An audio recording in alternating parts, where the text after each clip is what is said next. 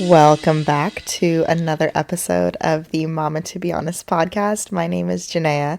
This is episode 8. It is a Friday evening.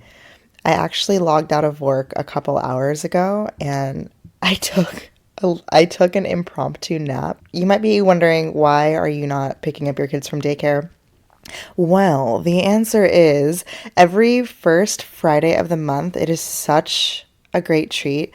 So I absolutely adore the daycare that my kids go to because they are like family to us. And every first Friday of the month, they treat the parents and they allow you to kind of opt in to what they call like PJ party, which is just like extended care through 8 p.m. So they have like a PJ party, you pack their PJs, they have dinner, they make them dinner, they watch fun cartoons and Miss Rachel, and they have a dance party, and it's just a blast. Jade is obsessed. Malachi loves it too.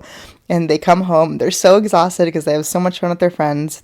They also invite back some of the old kids that are kind of moved on to preschool, and they just have this huge party, and then it just gives parents the opportunity to have like an extended afternoon or a date night. Maurice and I usually use it for date nights, but today I used it for just getting a lot of my work done. I had a lot to do today for my, I guess you'll call it my regular job.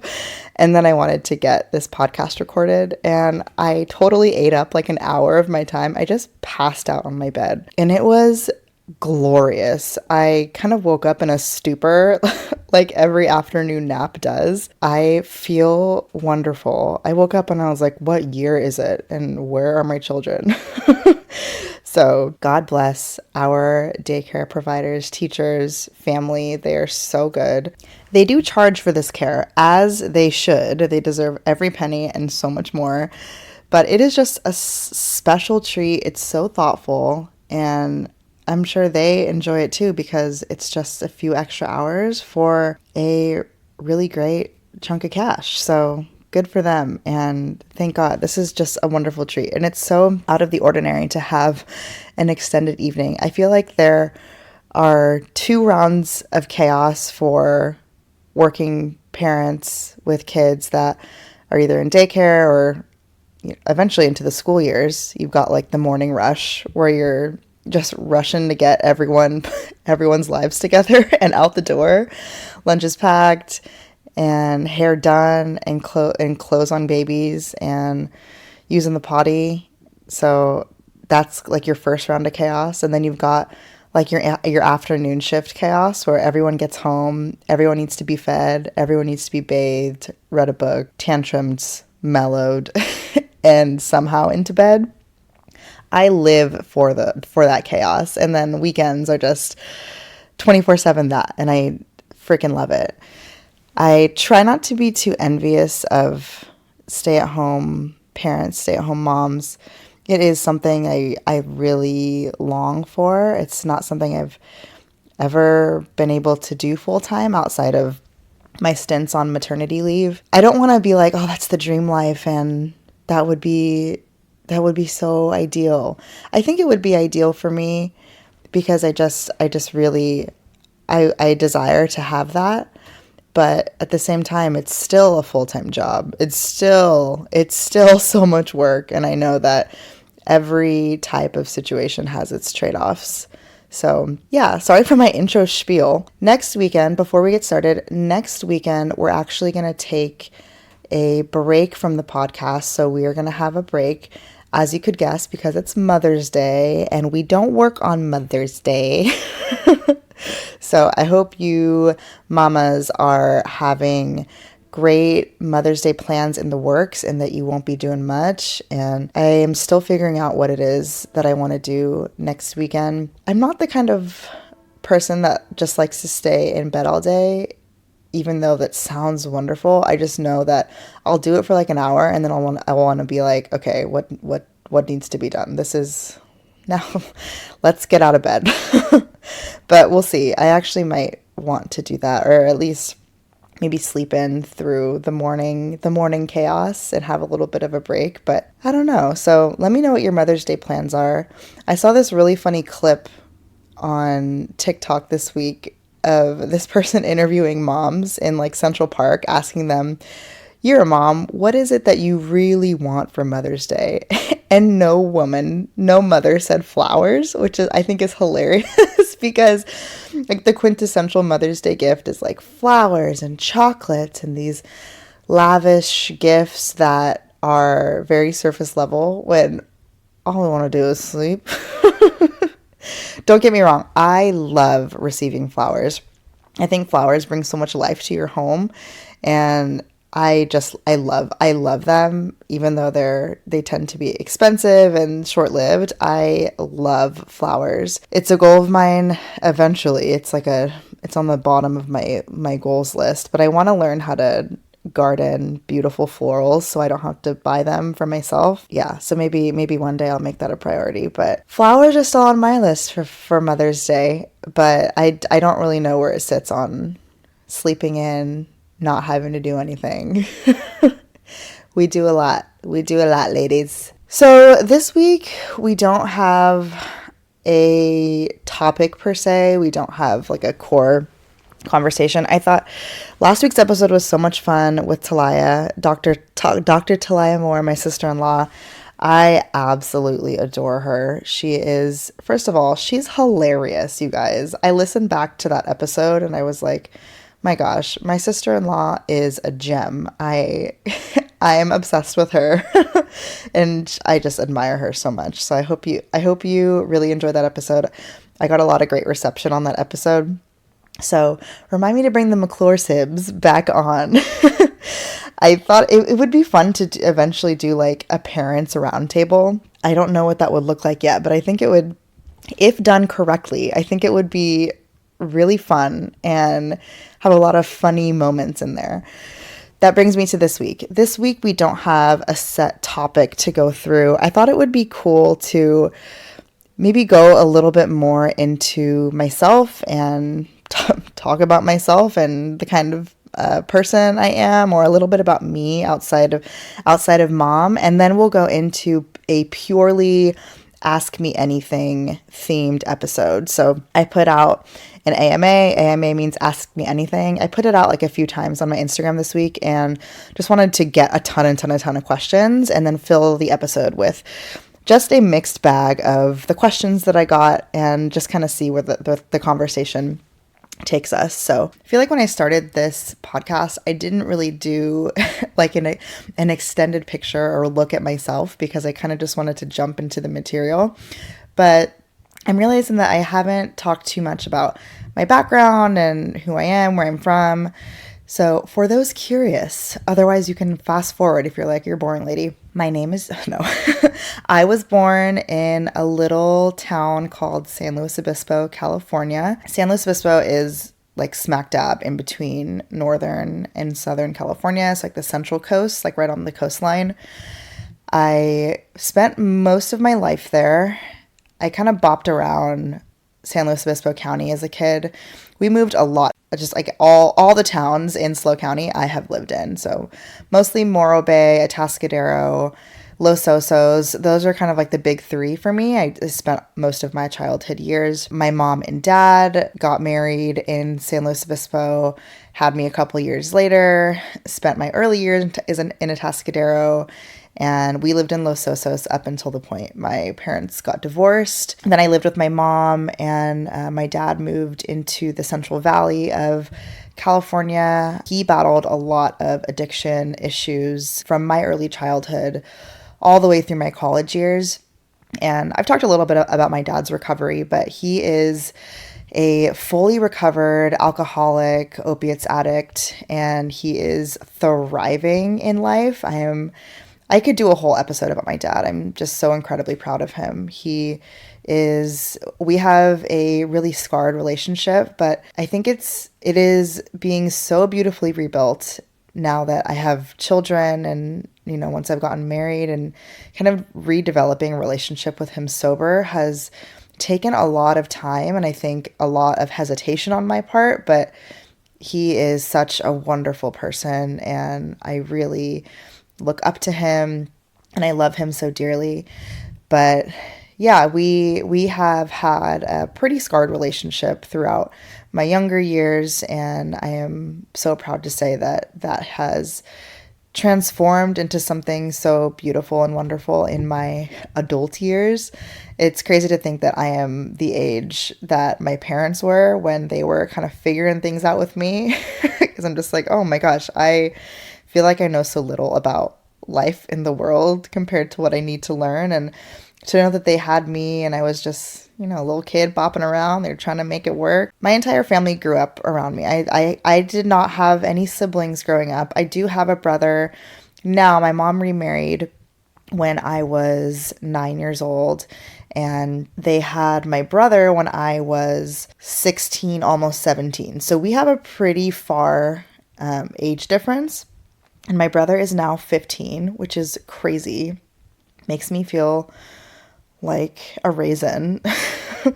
My brother's now getting to that age where we are having, like, we are pulling back the layers on conversations, and I'm like, okay, I really need to, I am a mom first and foremost, but I need to remember that I need to, step up as a big sister. So he is such a great young man, and I try to be hip with what he's interested in, but I have no idea what I'm talking about. I went to high school in Morro Bay, California.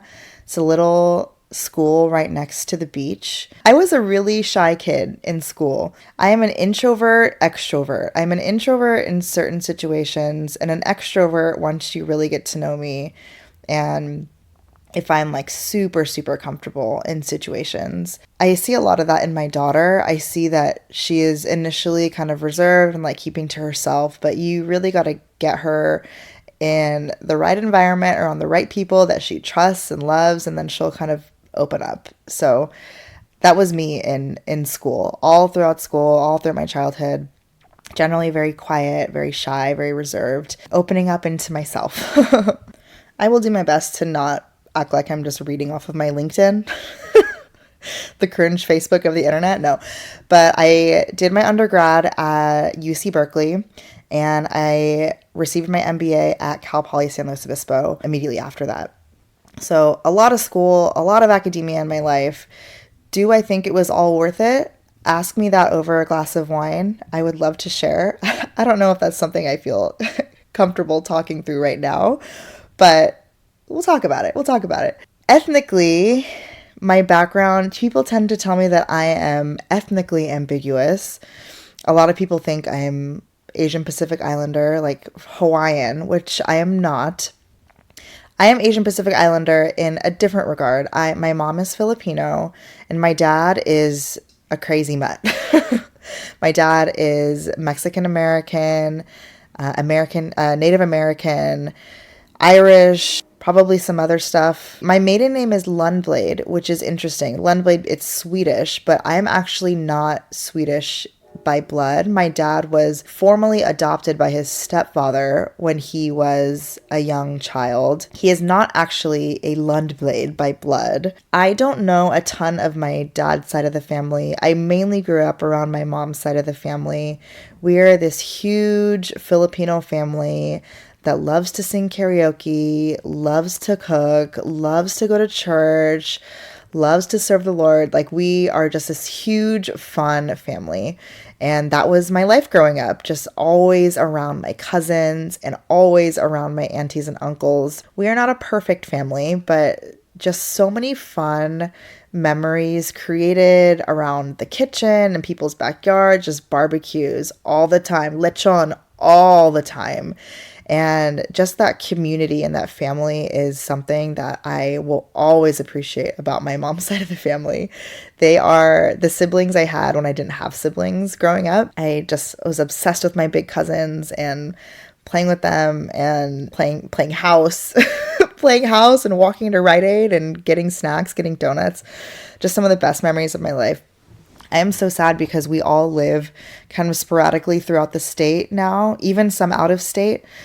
My younger cousin lives in Hawaii. I have a lot of family in Los Angeles, and then some still back in San Luis Obispo. So we definitely don't see each other as much anymore. And that's one thing I also really think about often with my kids is we don't have a lot of immediate family around, like locally. Yes, we have like my mother-in-law's family. They live in San Francisco, about an hour from us. We have my sister-in-law, of course, and her two daughters, but we don't have family with kids close to my kids' age in proximity like I did when I was a kid. And I think that makes me a little bit like, oh, we need to kind of think about, the family community aspect of our kids. It's something I think about often, and I always kind of question, like, is there something we should be, like, more intentionally be doing about making that happen? Like, do we think about relocating? Do we do we ask people to come live near us? No.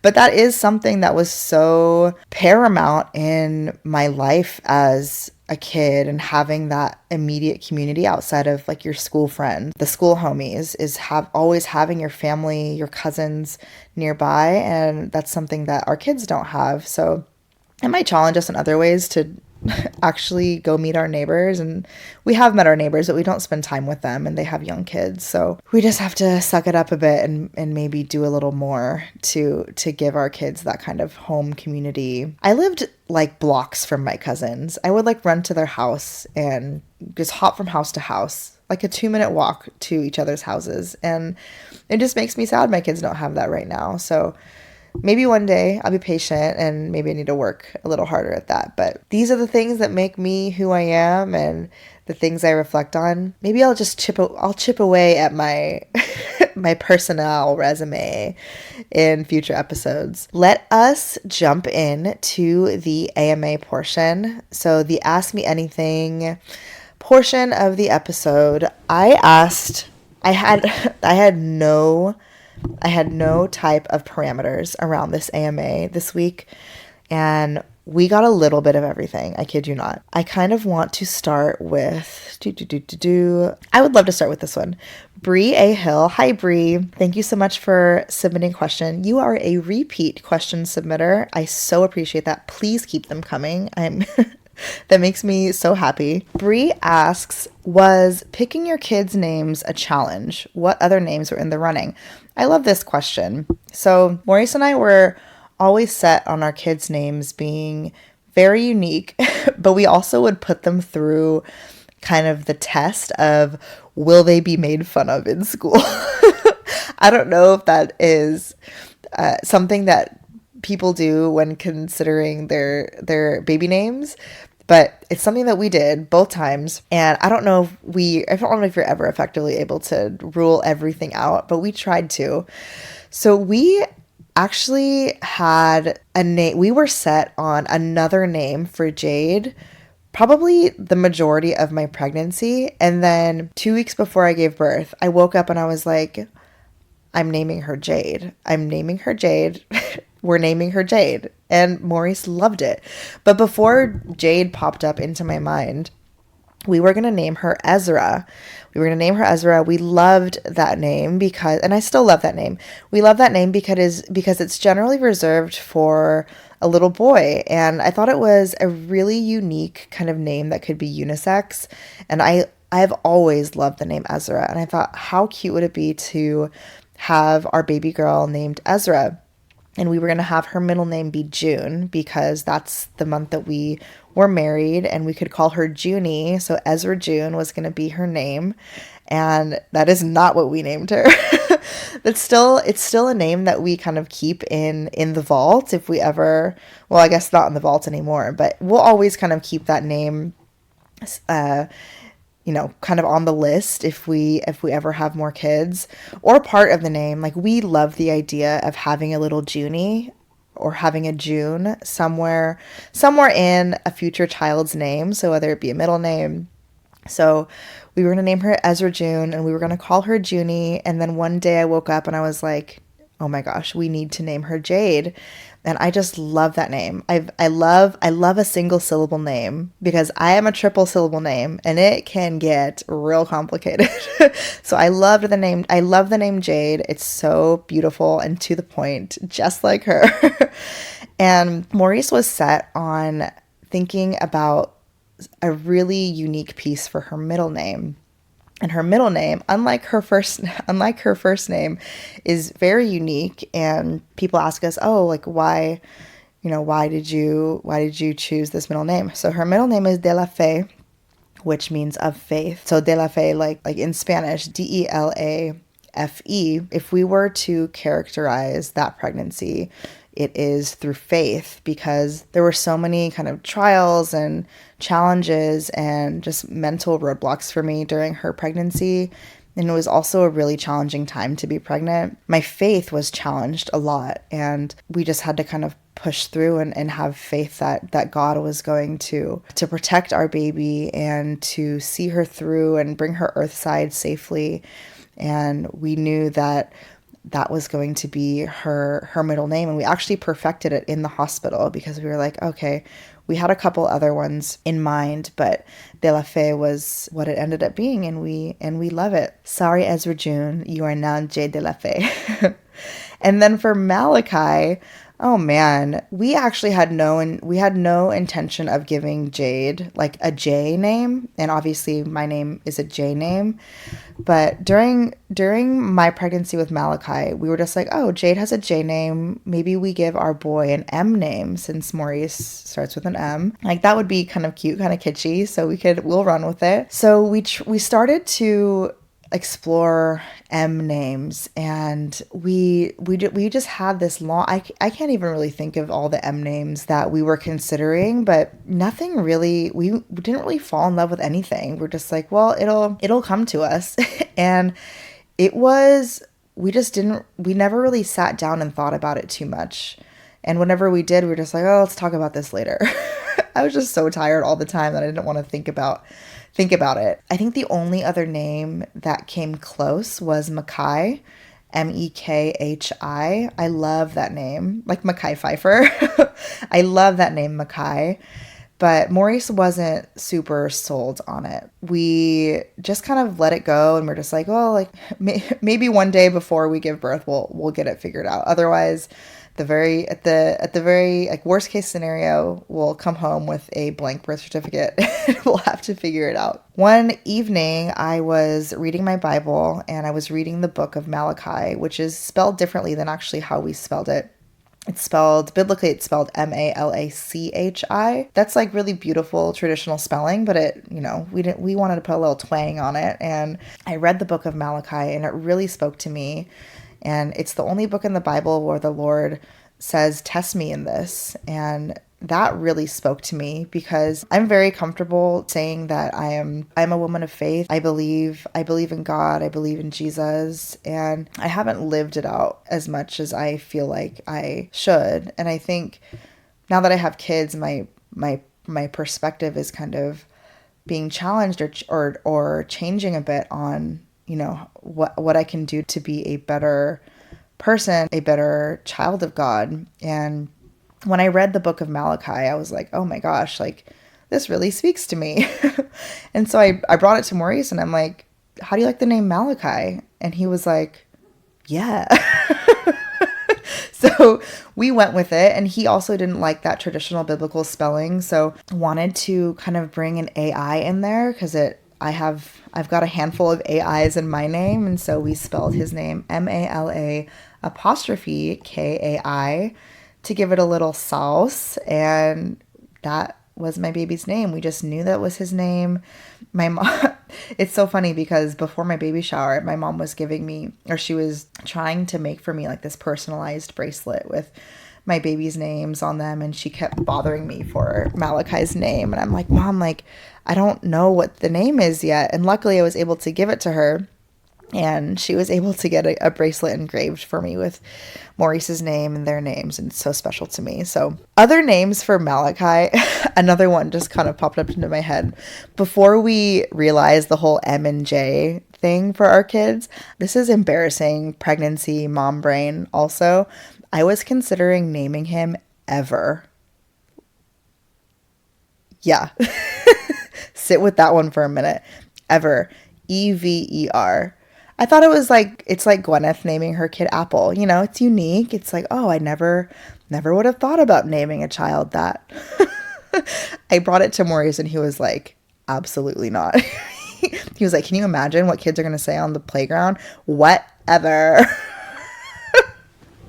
So that one went out the door real quick, but I thought it was cute at the time. If I'm ever gonna name my kid ever, maybe it'll be the last kid. No. But great question, Bree. Yeah, I'm also, there are other names in the vault that we like. I have always loved the name Naomi. I love the name Naomi. If we're going to stick with the J and M thing, though, it's probably not going to work out once we have more kids. And yes, manifesting that once we have more kids. So I like the narrow scope of the J and the M. It also makes things easier to narrow things down. So, all right, next question. I love this question. And I'm so excited for this person.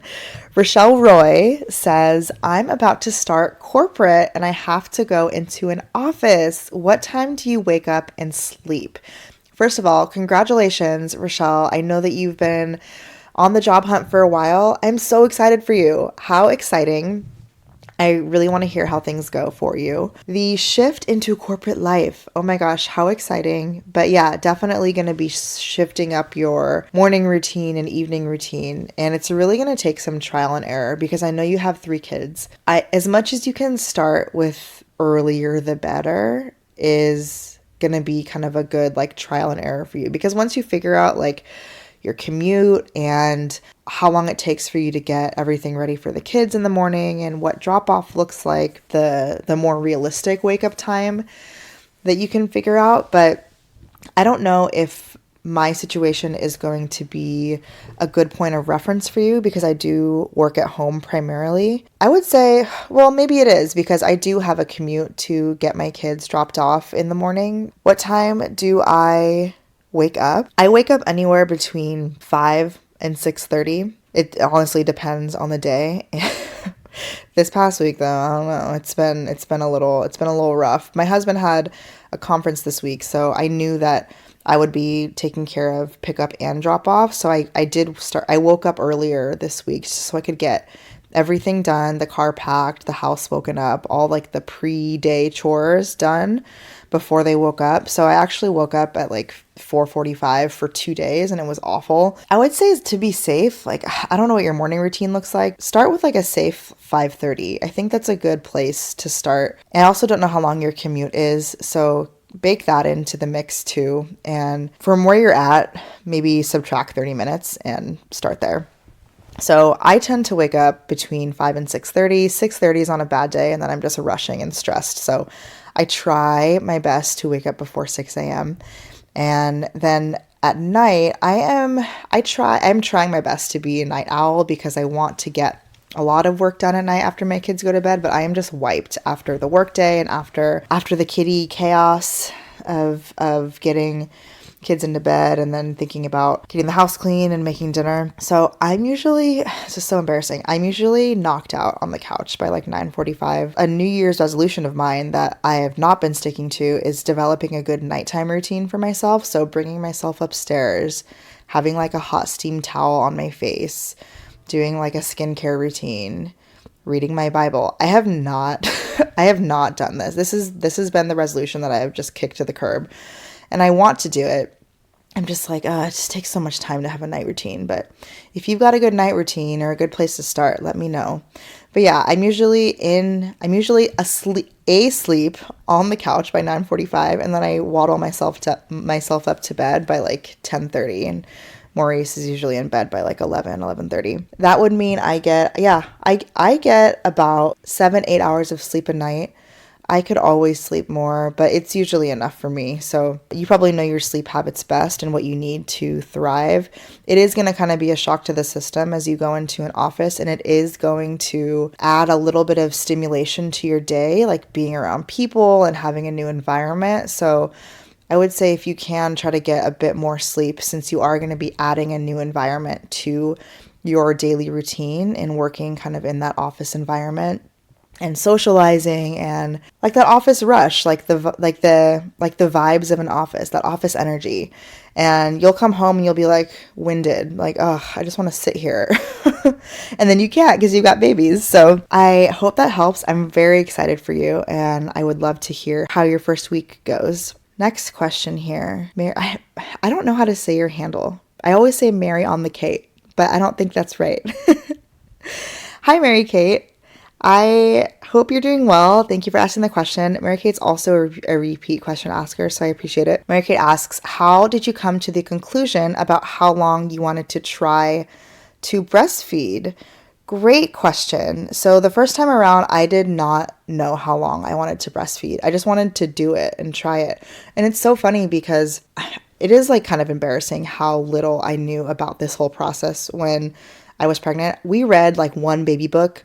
We definitely should have read more. I am going to be the first to admit like all of these embarrassing assumptions that I had. Because my mom never breastfed, she pumped and bottle fed both of me and my brother.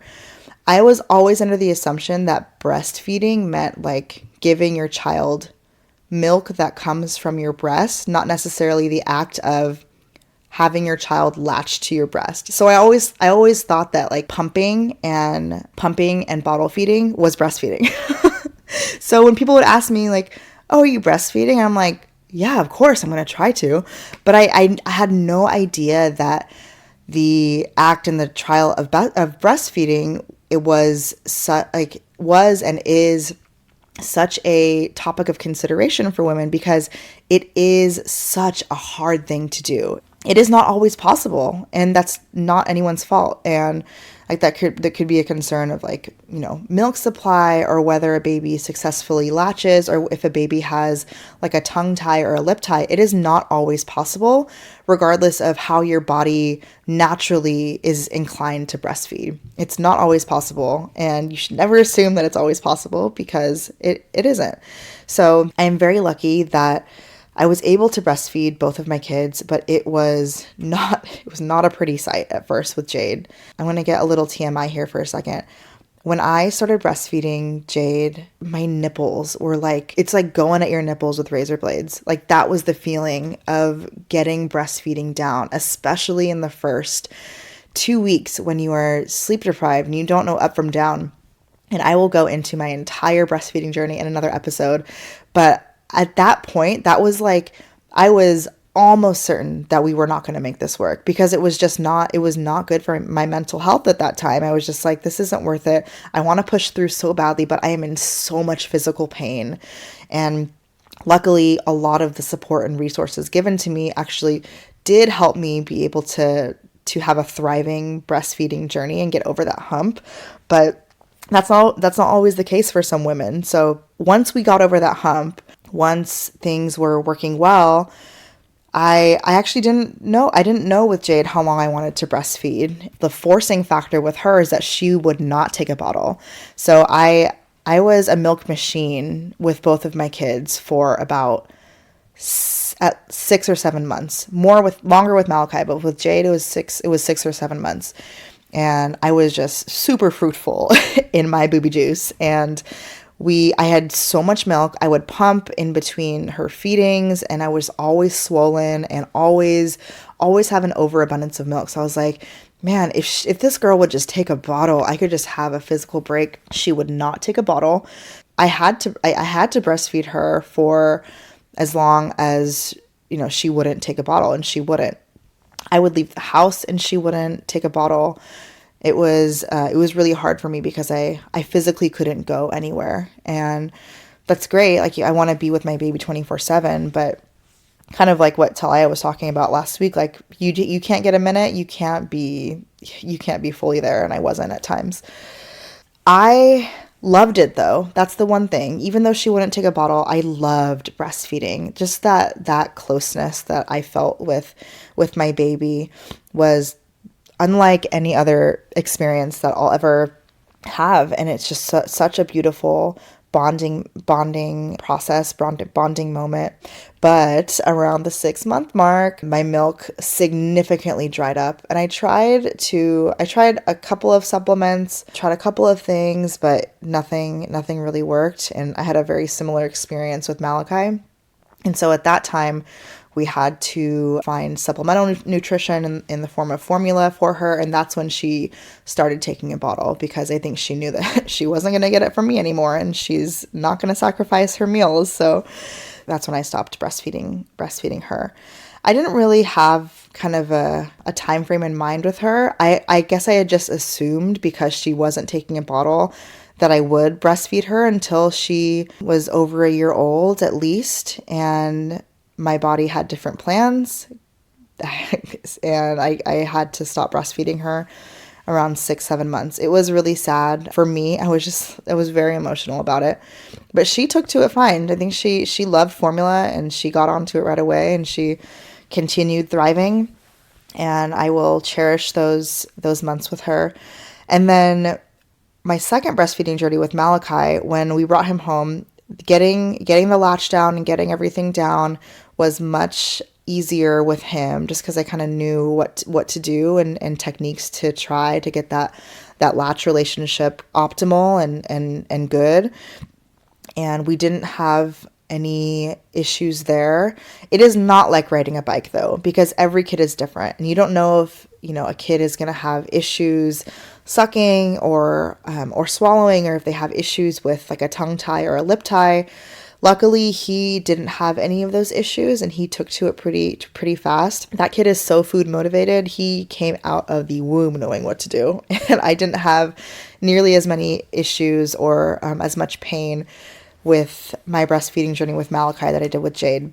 Once that was established, I was like, oh man, I love this. This is amazing. And he took a bottle early on, so we had the flexibility of kind of going back and forth. And I was like, I love this. I could even go on a weekend trip if I wanted to, and knowing he could have a bottle. And that allowed us to go to my best friend's wedding when he was 3 months old. And I knew, okay, thank God, I have enough milk in the freezer. He takes the bottle, he's going to eat. And that was great. And because there was that balance and because the breastfeeding, he was just thriving and our breastfeeding journey was thriving, that I was like, I want to do this for like a million years. So I set out the goal for myself to breastfeed for 18 months.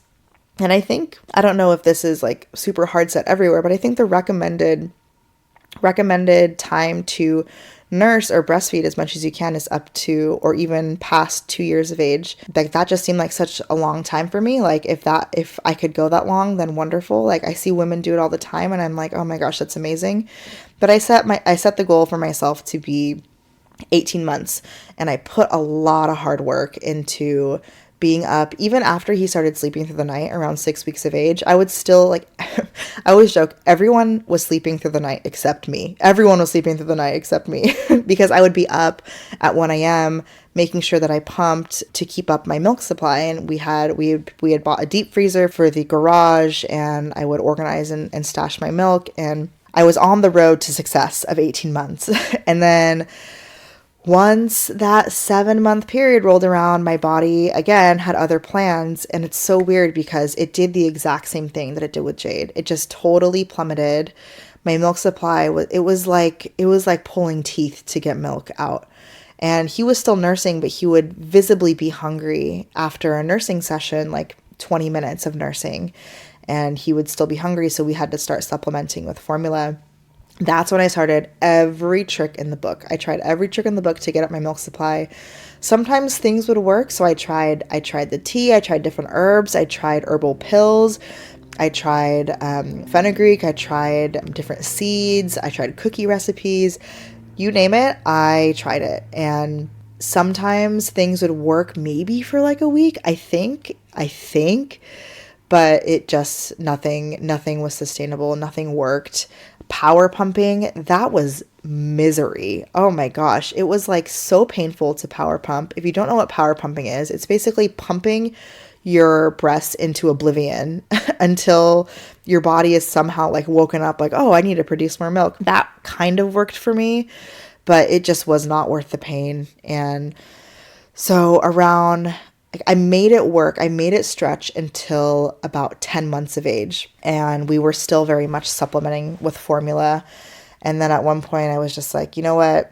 I was able to come this far. We've got a really kind of good like supplemental nursing relationship going. I'm just going to let it kind of wean out and let him take the lead. And once he started becoming like fully more interested on formula, then we fizzled out the breastfeeding. And it's so funny because my kids didn't really protest once it stopped. And that was great. Like we've never really had to do much weaning for either of them. Like weaning off the breast, weaning off the bottle even. They're just like chilling. They're just like, hey, as long as I have food in some way, shape, or form, I am good, lady. Yeah, I think, so to answer your question, how'd you come to the conclusion? I just saw for Malachi setting that 18-month goal, the flexibility worked for me. I love the idea of giving my baby like breast milk nutrition because it really is like magical food in terms of nutrition, in terms of immunity, in terms of all the magic stuff that's in breast milk. I wanted to give him that as long as possible. And because it was working for me and my life and my schedule, and it would only allow him to thrive that much more, I wanted to go as long as possible. So different plans. And I'm going to be doing an episode on breastfeeding and breast milk and my journey with breastfeeding in another episode. It is deserving of its own episode because it's just one of the most beautiful things and the hardest things I've ever done. And I think there's a lot of curiosity around there. So let's jump into the next question. It's Carly B. How do you deal with growth spurts and recessions? Go with the flow or prep for it? I'm not sure what you mean by recessions. Growth spurts and recessions, maybe like physically or developmentally. We'll go with that. Also, thank you, Carly, for submitting questions. Carly is someone that I've met through the IG world, and she is a beautiful mama of one. Thank you for asking the question. So how do I deal with growth spurts and recessions? Go with the flow or prep for it in a way that's like your child's going through something because their brain's getting bigger, they're getting smarter, the world is opening up around them, and with that comes a ton of meltdowns and just a lot of hiccups. So with like growth spurts tend to come like sleep regressions and things like that. So with Jade, we use this app called Wonder Weeks. It's an app that basically can predict when your baby, based on, I'm sure, just hundreds of thousands of baby growth charts or growth data. It kind of tells you like, here's when your baby's likely going to be going through a developmental stage, and when they're probably going to be cranky and fussy, not sleeping well, not eating well, based on their projected due date. And it is shockingly accurate.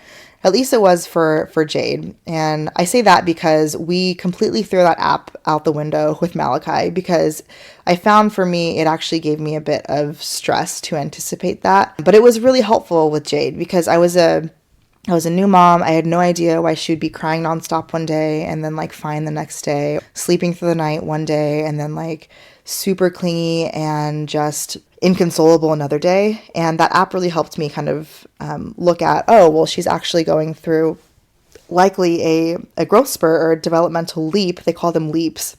It's a mixture of both.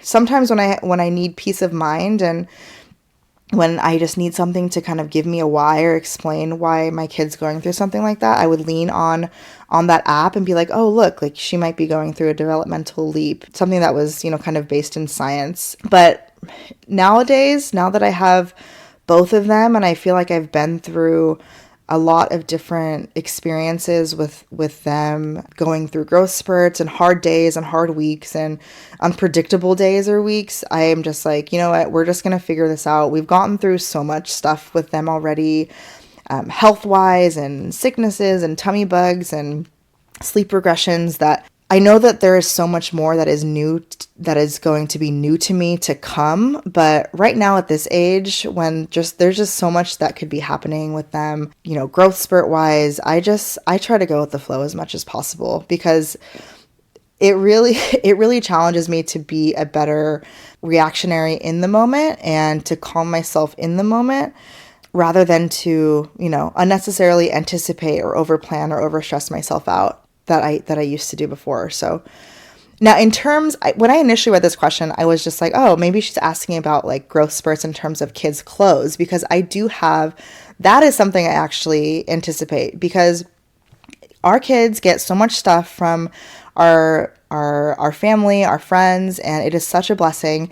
But like to keep to keep myself sane and our house running smoothly, I do need to like wean out old clothes to make room for new ones and to make sure that we're making regular donations. So one thing, I think I'll make a video on this, but I keep a box in both of my kids' closets regularly. And once I see things that are outgrown or just they're too far gone to be worn anymore, I will toss them in that box. When the box is full, I'll kind of I'll set like a little session for myself to sort through and figure out like a donate pile versus a trash pile versus a sentimental or keep for future babies pile.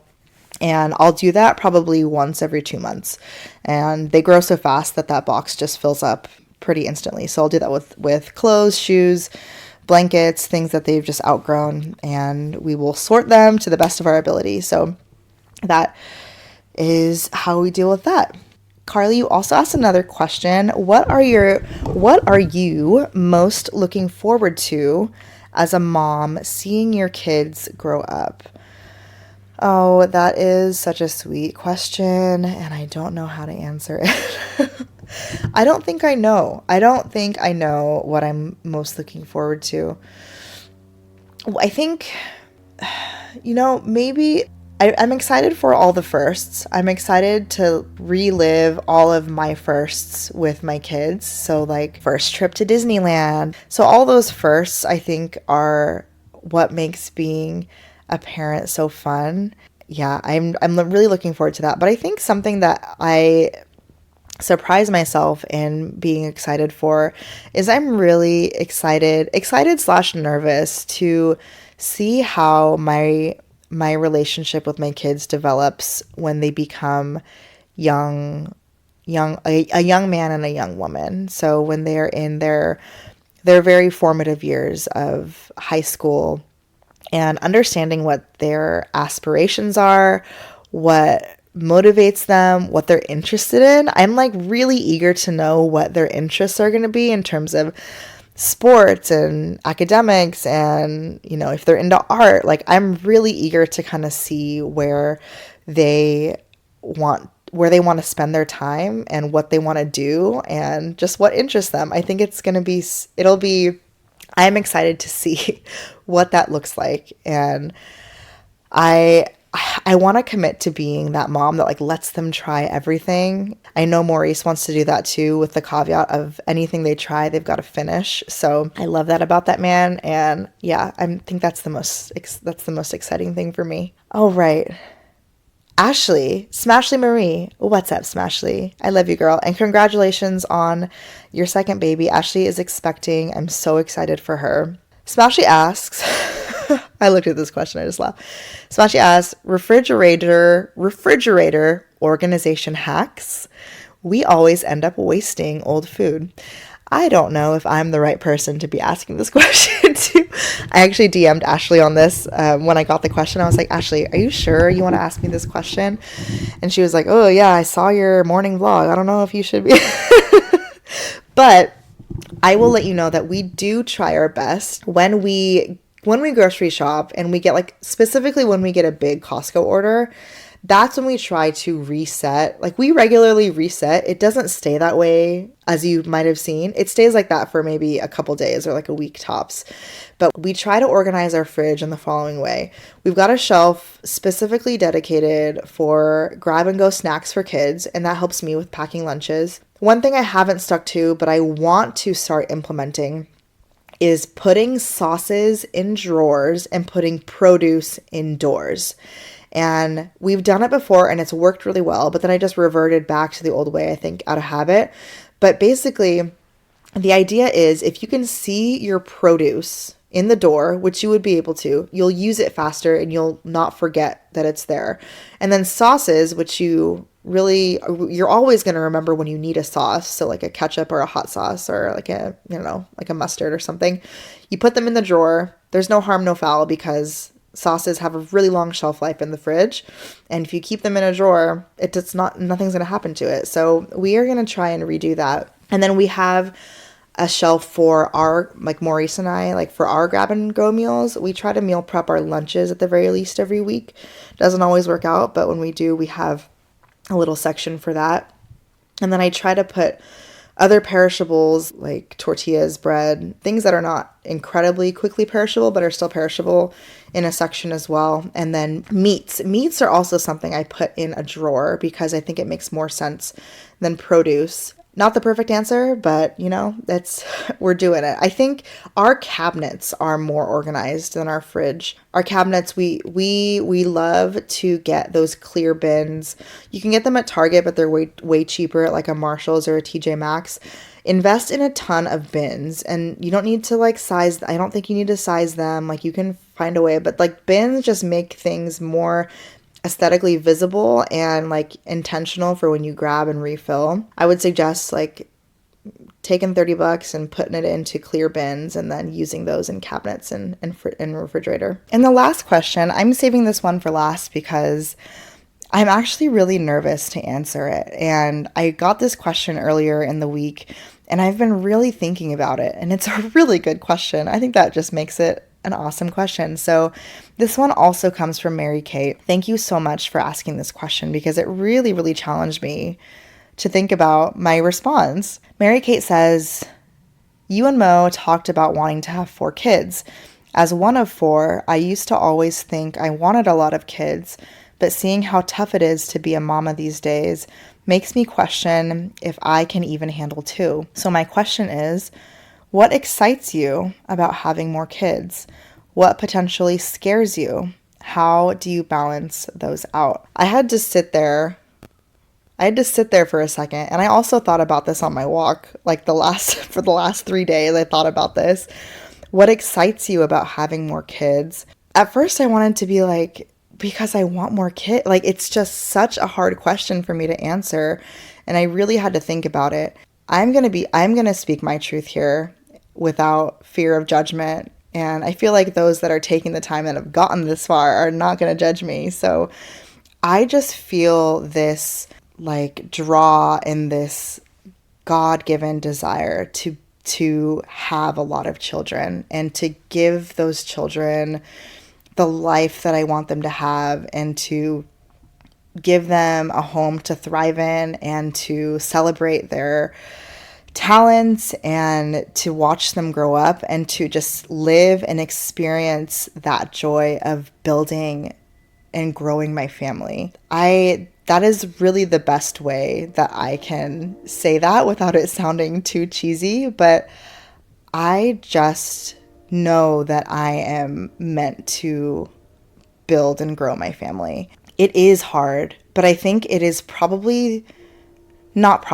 it is certainly the most rewarding experience that I've ever gone through. And I haven't even scratched the surface of this. And I know it's going to change and I know it's going to get challenging in different ways. When I get past those tough days of having 2 kids and those battles with a toddler and being able to have hard days or weeks in a row, but like taking the time to invest in communication and teaching them and then seeing them kind of run with that and learn and come into their own is the most rewarding experience. It is more rewarding than any job I've ever had, any promotion I've ever gotten, any place I've ever traveled to. Like there is nothing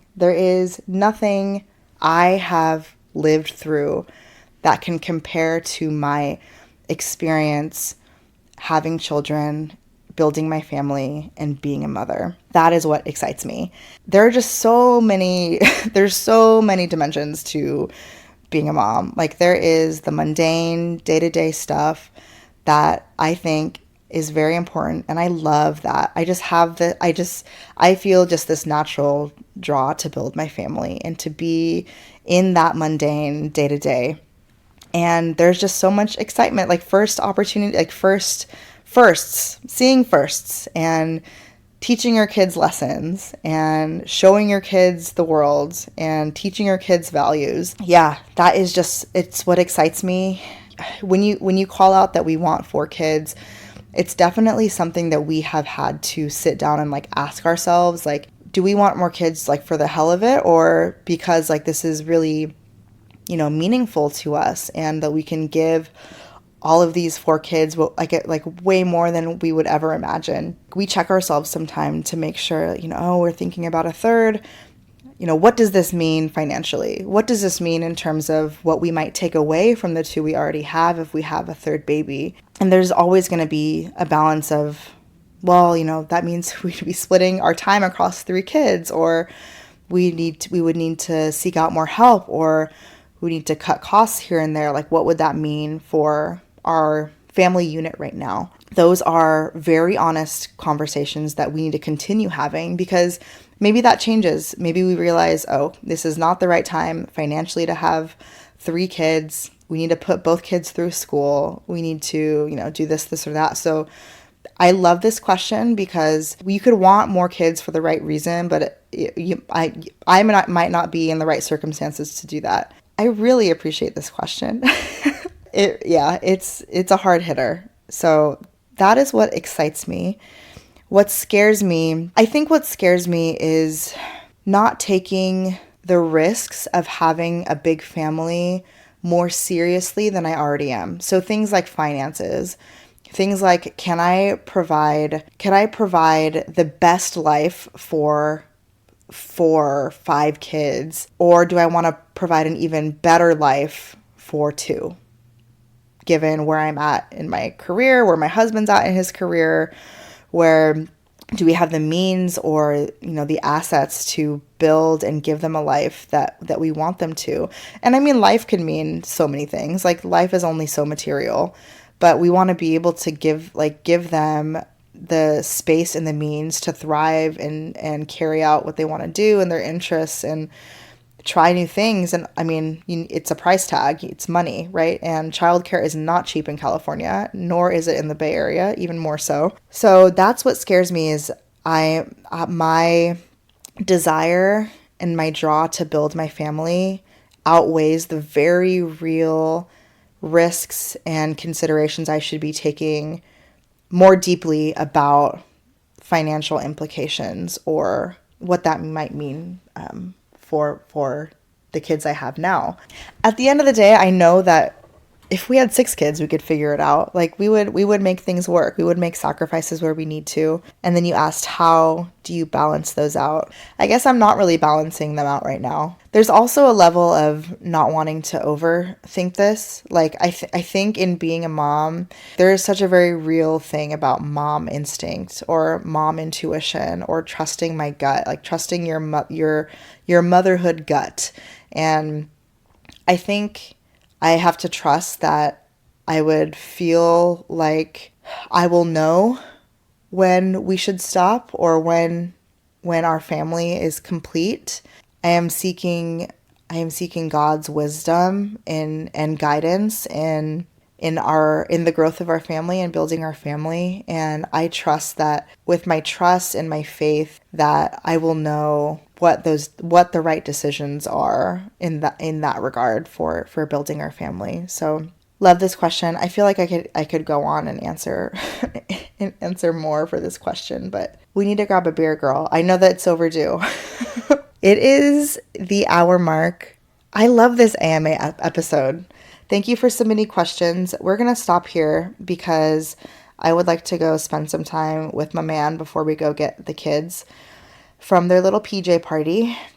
This weekend, we are having an early Mother's Day celebration with my mom, my mother-in-law, and my sister-in-law, and it's going to be great because then next weekend it can just all be about me. No, I'm just kidding. But no, I'm not kidding though. So I hope you guys are having a great weekend. I think the next episode will definitely surround breastfeeding journey. I am also making a short list of guests that I'm going to be planting seeds with. It's always hard to know when our guest speakers will land. I say always, even though the only 2 guests I've had so far are my husband and my sister-in-law. But yes, I want to have more guests. I think those are really fun conversations. So stay tuned for more guests.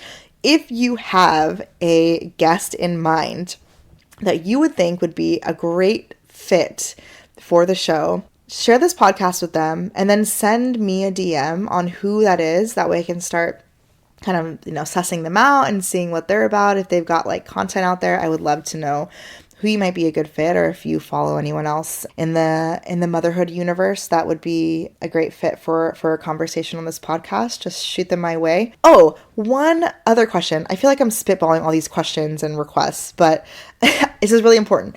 I would love to know if you guys would like these episodes filmed. So an option that we could do is like filming this type of long form content or podcast episodes, and obviously publishing them on podcast platforms, but also having the episode as a video on YouTube. Let me know. And if that would be something you'd be interested in watching versus listening, or doing a little bit of both, because that's something I've been considering. Let me know if that is something you'd be interested in, because I would definitely look into it and look into like the logistics of that. It would all be done out of my master bedroom. So the setup wouldn't be super fancy, but we would make things work. I would get some lighting in here. I will also put a face on so that you don't see the dark circles under my eyes. Anyway, I hope you have a lovely rest of your weekend, and that you are going to have a wonderful week. And thank you for tuning in this week. I love you guys, and I will talk to you soon. Bye.